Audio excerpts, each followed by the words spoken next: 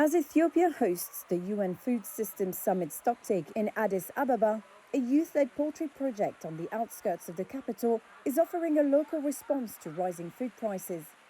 Here, groups of young people have established small-scale chicken farms with support from local authorities.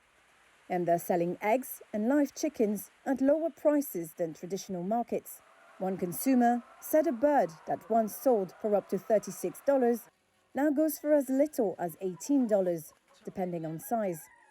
This initiative is part of a broader government effort to boost domestic food production. Launched in June 2024, it now includes more than 20 youth associations in the Fury locality alone. Sanbato Lumi, a local job creation officer, explains that the initiative addresses both food affordability and youth unemployment. We've been able to produce chicken and eggs in mass by organising our unemployed youths. There are about 20 youth associations in this locality alone.